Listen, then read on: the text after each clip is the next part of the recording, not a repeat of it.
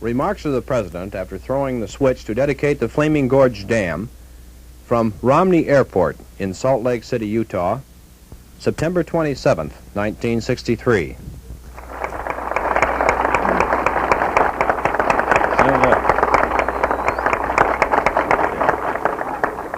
Senator Morse, Secretary Udall, Senator Magnuson from Washington, Commissioner, ladies and gentlemen, I want to express my gratification at being able to participate in this ceremony, which has such significance to the people of this state. As I move through the West, and especially in this state and the other states where water is short, I realize that nearly all of the standard of living which we enjoy in this part of the United States has been due partly to our own efforts, the generation which is now here, but really even more to the generation that went before. The people who started in the early 1920s, for example, to organize the distribution of water along the basin.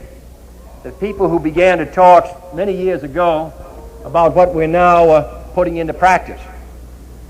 So I think it's essential that we in the 1960s take steps to provide for the kind of country and state that we're going to have 20 years from now. So what we do for our children, the same thing that was done for us. This state, this section of the United States, of course, the key is water. And unless we organize every drop to be of service to mankind, this state is going to stand still. You can't possibly grow.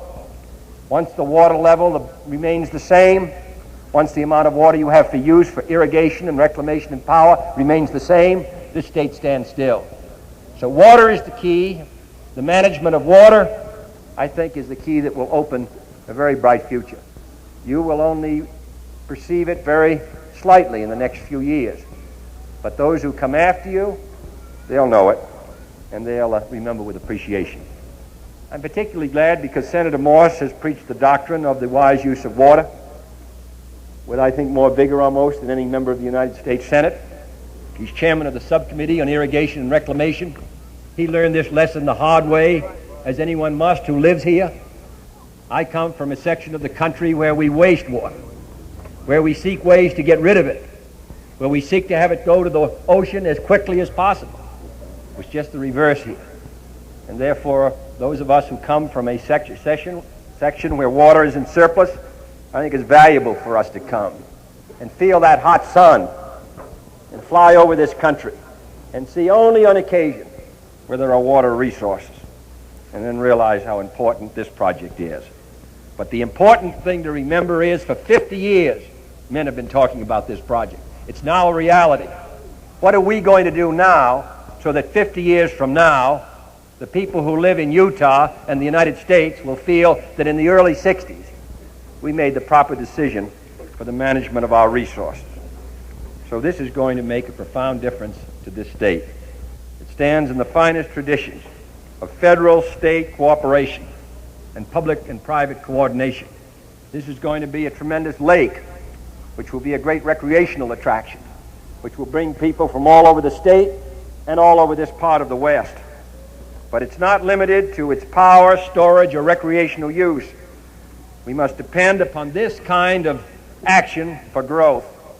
This great dam, with almost 4 million acre-feet of capacity, will make Salt Lake City grow, even though we are 150 miles from this dam which we now touch. It was 116 years ago when Brigham Young introduced irrigation to the United States. I'm glad that we're following in that great tradition this morning. And therefore I will now take action which will start the first generator at Flaming Gorge Dam. You want to stand up here, Senator? I never know when I press these whether it means we're going to blow up Massachusetts or light a fire or electricity, but I will go on the assumption that we are going to start the generator. When the President pushes the buzzer, we will wait then to hear from Mr. Walton over the loudspeaker, who will report on what the generator does, and thus you'll know, Mr. President, whether you blew it up or not. We don't hear from him. It's back to the drawing board, and we'll Let's start again. There we go. All right.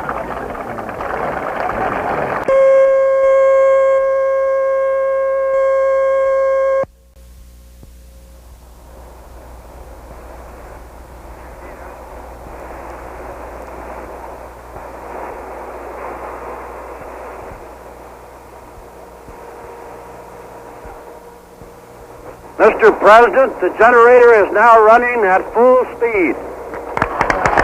Now you can sum up anything you want to say, Mr.